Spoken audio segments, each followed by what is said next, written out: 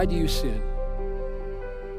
If you want to know what are the dynamics that kill sin and create love? You should ask yourself, why do I sin? And I'll tell you why you sin. Because sin makes promises to you. And you believe them.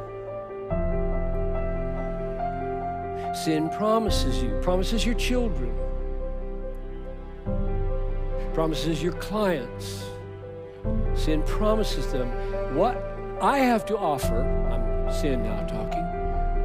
What sin has to offer is better, more satisfying, more enjoyable, more hope-giving than Christ.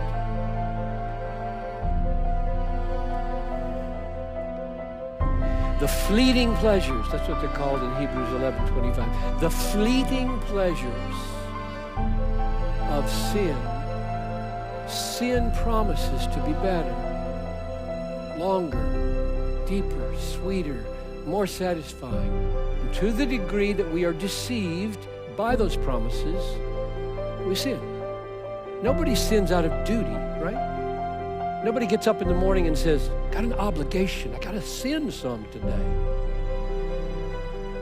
No, nobody sins out of duty.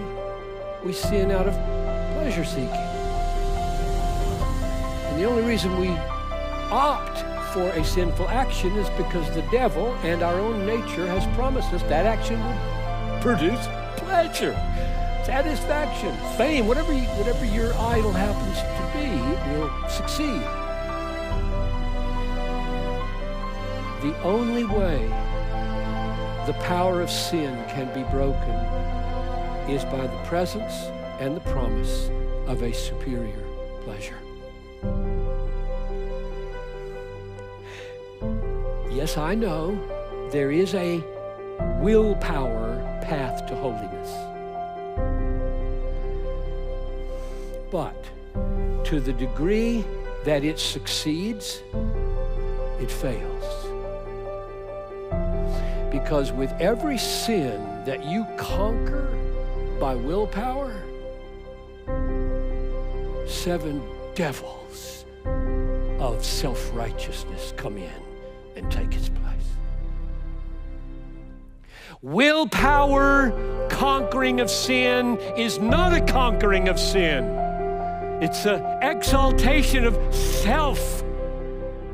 There is one way to conquer the promises of the pleasures of sin, and that is with the power of a superior pleasure, and his name is Jesus, and the way he is experienced is called saving faith.